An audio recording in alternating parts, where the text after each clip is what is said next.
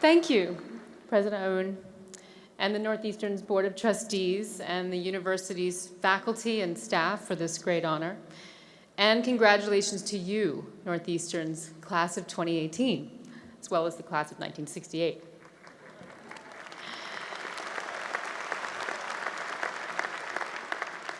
I'd like to acknowledge also the parents and the friends, your families who have all been on this journey with you in some way or another. Some folks might look at a graduating class like this and see a bunch of young people who've spent 4 to 5 years acquiring knowledge. But the great universities of the world, of which Northeastern is one, teach you how to think and not what to think. Learning how to think never stops. It continues to evolve as you go through life. And there are, of course, some people who don't evolve their thinking, mainly because they create their own echo chamber, a quietly curated comfort zone within which they live out their time on this earth. Staying within the circles of what we know will inevitably lead to stagnation. So I want to focus today on the power of the unknown, of embracing not knowing. When we trust what we know to be absolute, we limit our ability to have new perceptions and insights that would allow us to innovate. So consider these 3 words that speak eloquently to the idea of not knowing: naivete, curiosity, and daydreaming. There was a time in all of our lives when these 3 words, maybe more than any others, described how we generated our thoughts about ourselves and the world around us. I'm talking about childhood, of course. Now, this commencement ceremony is kind of a rite of passage into adulthood. You'll see in the fine print at the bottom of your diploma, it says you're technically grown-ups now. You can't get money from your parents anymore.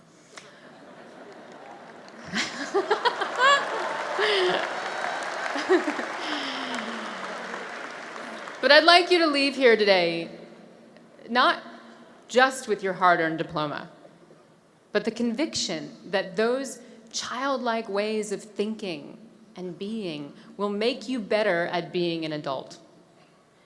I'd like you to remember that naivete, curiosity, and daydreaming are tools for building a better life, and you should be reaching into your toolbox for them often. Allow me to explain the hows and whys, starting with naivete. The dictionary defines naivete as a lack of experience, wisdom, or judgment. Also, an innocence or unsophistication.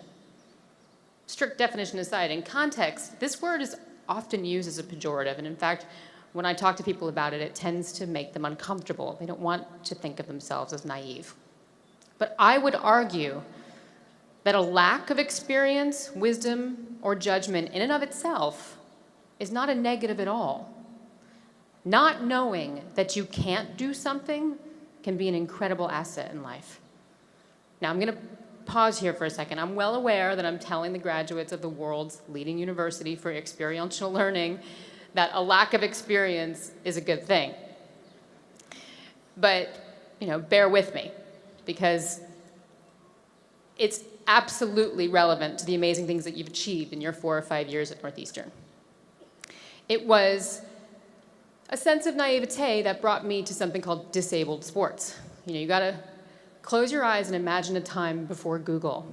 That's when I lived. I had never met another amputee during childhood. I mean, I knew that they theoretically were out there, but it was like, you sort of know that a unicorn's out there somewhere too, you think. And so in my entire childhood, I played sports with all the other kids who had flesh and bone legs, and my legs were wood, like a wooden plastic compound. But I played everything: soccer, skiing, volleyball, softball, and I learned not to overlook the advantages of being different. Like, I got the stolen bases record one year because sliding into second base with wooden legs really makes the girl covering the bag think twice whether or not she wants to take that in the shins or just maybe get out of the way. Some people call that cheating. I say it's using what you got.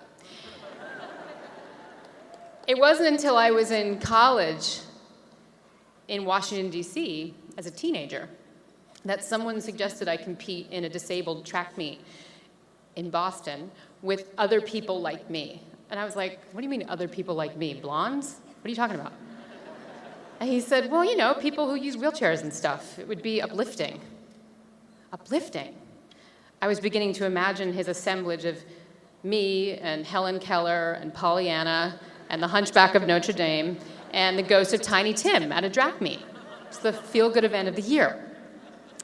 Bottom line is I wanted nothing to do with disabled sports. I was a competitor. I wasn't looking for what I thought was just going to be a self-esteem boost. And I went home that night, and I was so annoyed, and I couldn't figure out why I was so irked by this suggestion. And I realized that I didn't know anything about disabled sports. I realized I was being completely arrogant about this refusal to look at disabled sports as a viable outlet for my urge to compete. In essence, my ignorance was fueling my arrogance, as it always does. I was judging and not experiencing.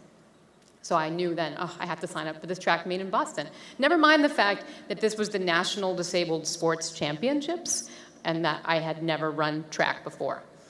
I just booked a flight to Logan for what I thought was going to be, wow, a fun trip to Boston. I'd never been to Boston before, not expecting too much more.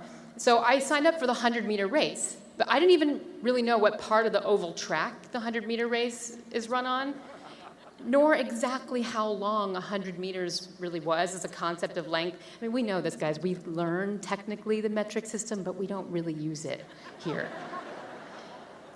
So for my training, I went up, there was a gravel track up behind American University in Tenleytown in DC, and there was a woman there jogging around, and I just asked her how far the 100 meters was, and she said, it's the straightaway part of the track. I thought, I can do that. And so I set myself at one end of the straightaway, took a deep breath, and set off running as fast as I could go. I nearly collapsed at 55 meters. I had just learned why running without a ball to chase is so unappealing to so many other athletes. There's nothing to take your mind off of how much your body's hurting. And I went back to that gravel track 3 more times before that trip to Boston. And the truth is, I never made it past 60 meters. So my big plan as a naive teenager was to deprive myself of caffeine for the entire week before the meet. And then the morning of my event, I was going to go to Starbucks, get a huge cup of coffee that was undoubtedly act as rocket fuel, making me super fast. Then I arrive on MIT's campus, where this meet's being held, in my wooden legs, to see the other runners wearing things that looked like they had come out of NASA's research lab. Black woven carbon fiber on the shin, a shock absorbers in the ankle, and a carbon fiber foot. Basically legs that look like they came out of RoboCop.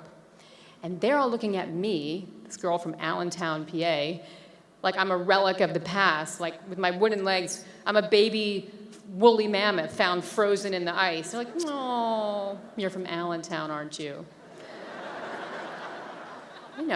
Google wasn't around then. You can't just Google prosthetic and see what's out there. So panic sets in. Of course, the caffeine is not giving me energy. It's giving me the shakes. I have about 10 minutes before my race starts, and I run over and I find the track official, and I asked him for some last-minute advice on sprinting. I was like, what do you have? Anything? Tips, tricks, anything I should know? Anything at all? Anything right now. Just tell me what I know. And he's like, now you want to know? Okay. Well, I guess the only thing I could say is that if you have anything left in your body when you cross that finish line, you haven't run hard enough. So when that gun went off, I ran like something big and hairy was chasing me down that track. And I threw myself over the finish line, beating the then national record holder by a few hundredths of a second, which was basically my nose getting across the finish line before her knee did. A few years later, someone showed me photographs of the event, and what I saw was evidence of exactly why I had won. When I say I was running like something big and hairy was chasing me, I looked like the big and hairy. My fists were clenched, my teeth were bared, my arms swinging like windmills, and the women on either side of me were like, oh, far more concerned about getting knocked out than they were being able to run their race. But I didn't know that at the time. So there I was after that race, barely able to regain my breath, but the new national record holder in the 100-meter race, my first shot out. It's a little bit dubious, guys. But I thought to myself, what else can I do that I didn't know I could do? And just then, the heat sheet was posted for the men's long jump that was going to be held that afternoon. So I went over to the track official. I said, what time is the women's long jump? He said, there is no women's long jump. Oh yeah, why not? And he said, because no women have signed up. I thought, this is great. I can't lose. I'm going to go home with 2 first place. Put me down. So it's 8 men and me. And with this event, you get 3 jumps. So 8 men jump, and I jump, and 8 men jump, and I jump. And somewhere between my second and third jump, this guy comes up to me. He's wearing a big, baggy tracksuit, so I can't tell what or where he had his NASA technology on his body. And he said to me, hey, Aimee, I hear you're a double BK. Is that a hamburger? I have no idea what you're talking about, you know. He said, that's a double below-the-knee amputee. That's what you are. And that's what I am, too. But you're doing the long jump? I said, mm-hmm. He said, but how are you doing that? I said, well, it's fairly self-explanatory. So you run down that runway. You try not to cross that white line and hope and pray that your butt hits the sand. Because if it doesn't, it's bad. He said, yes, I understand how the long jump is supposed to be done. But we're not supposed to be able to do the long jump because we don't have a good foot to push off with. And sure enough, I look at the other 8 guys, and they all have 1 leg of flesh and bone. That is their springboard, plant leg. And I said to him, nobody told me that. I've already jumped twice, so I should probably just keep doing it. And that day I came within a few inches of the United States record, and within a year I had set the world record in the long jump, still having been the only double BK to do it.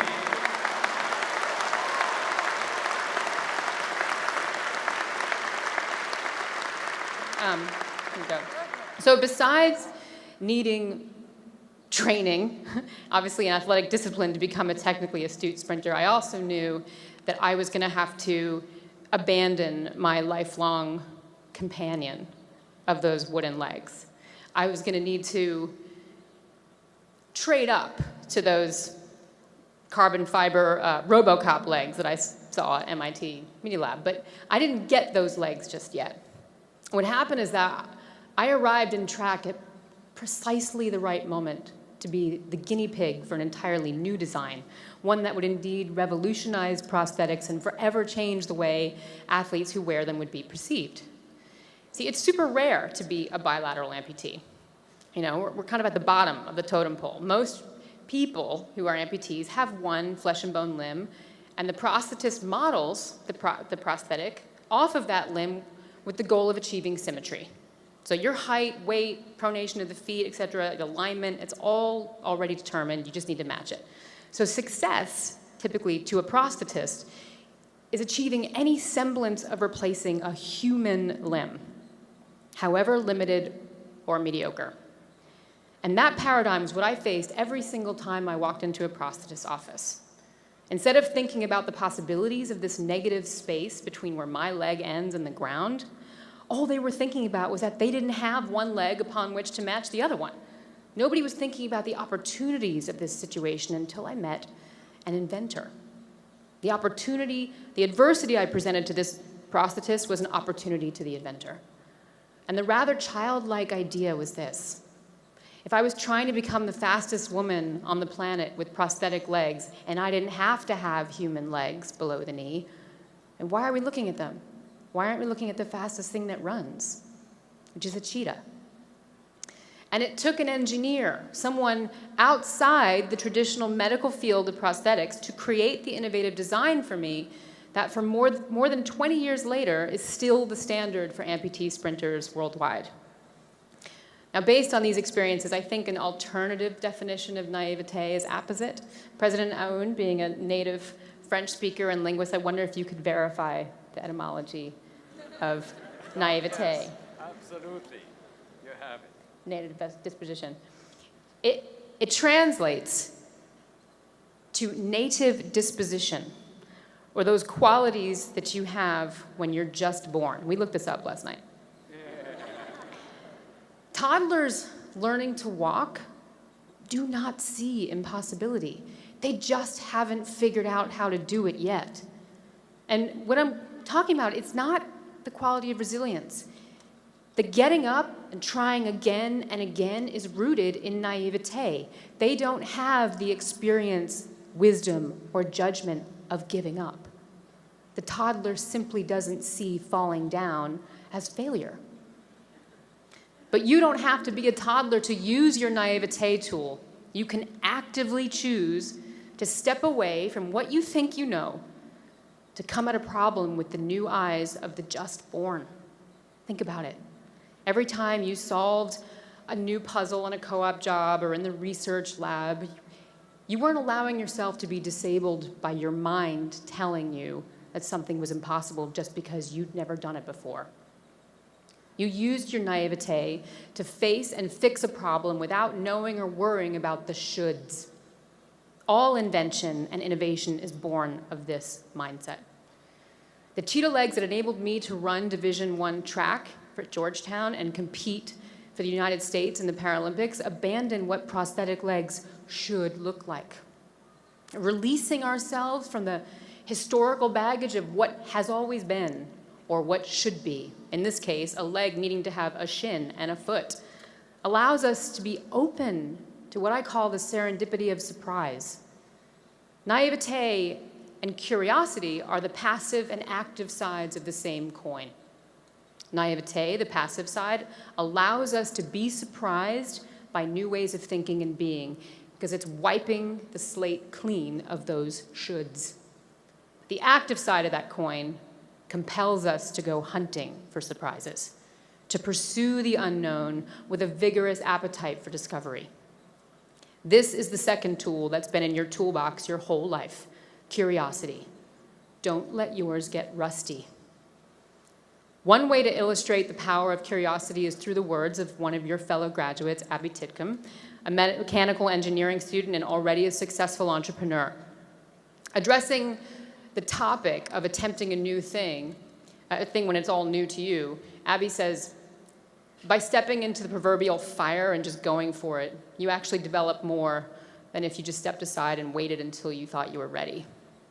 In short, you do better just starting something than you do thinking about starting something. Just starting something is using your curiosity as an active tool to learn and discover. It's about getting comfortable with being uncomfortable. College is the last time most of us are required to read books we wouldn't otherwise, to watch films from genres we don't gravitate towards. And it tends to be the last time we truly grapple with subjects and ideologies that aren't familiar or easily digestible for us. If you're not vigilant, you too will start creating your own echo chamber with curated music, curated friends, and curated ideas that inevitably become stale without being invigorated by the new and unexpected. How many of us are on Spotify or Facebook?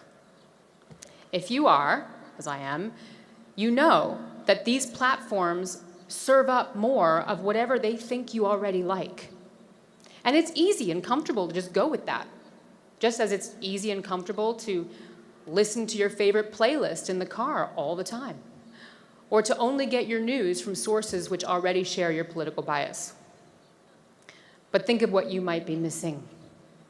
A song or an idea that might move you or challenge your thinking in the moment.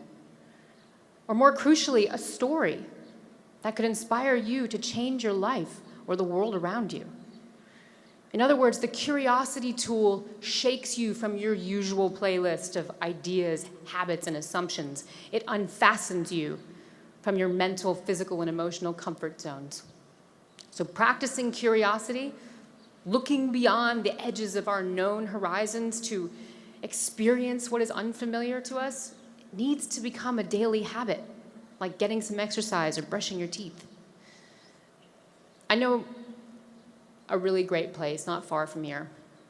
In fact, it just closed its doors after 25 years of being a community staple. It's called Chet's Video and Candy Shop.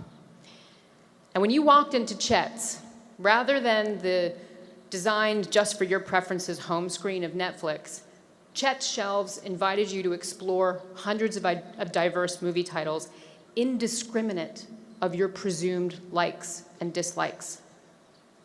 All of Chet's curious patrons could spend as long as they wanted perusing those shelves, open to being surprised by stumbling on a title that had not been curated for their tastes by an algorithm that populates the similar and the familiar. Who knew you would delight in Korean horror films when a computer made sure you were never offered one based on who you've been up till now?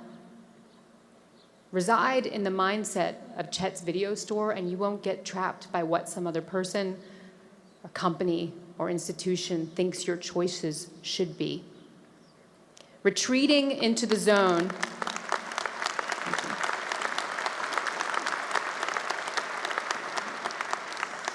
Retreating into the zone of our comfortable ideas is exactly how learning, innovation, and growth are stifled, whether in a person, a community, or indeed a country.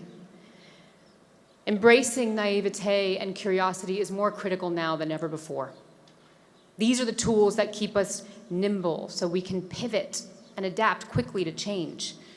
These are the tools that strengthen our uniquely human muscles for creativity. The act of creating is a confident leap into the unknown, like that long jump was for me. It requires curiosity's quest for surprise and naivete's openness to not knowing. It is the part of our humanity that will give us the edge over the smartest of intelligent machines. IBM's Watson and Google's DeepMind cannot yet make choices that involve unknowns. However many answers they can extrapolate from data, they are only as smart as the information they are fed. They are limited by what they've learned.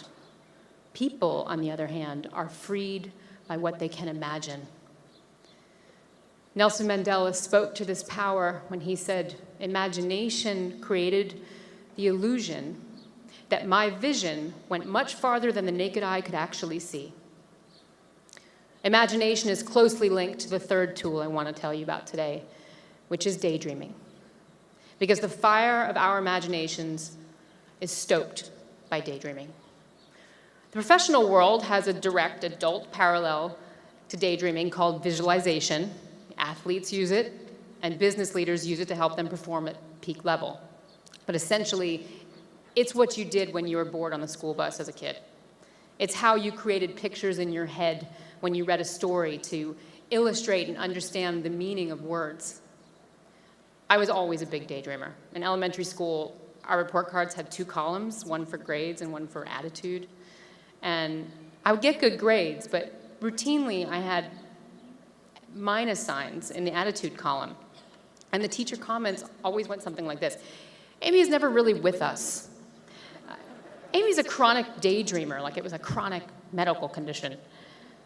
But I used daydreaming as a tool to explore. I spent a lot of time in hospitals as a child. And when I couldn't actually leave my hospital bed with 2 full plaster casts on my leg, I daydreamed my way out. I traveled in my head. I honed my ability to imagine other times and worlds and places in great detail, places I'd never been to. So as a 4-year-old, I was flying around on a magic carpet across the Great Pyramids of Egypt. I was jousting with the Knights of the Round Table, unfettered by the realism of my geography, of the actual era in which I live, or even my gender. I never wanted to be the princess that had to be rescued. I always wanted to be a knight.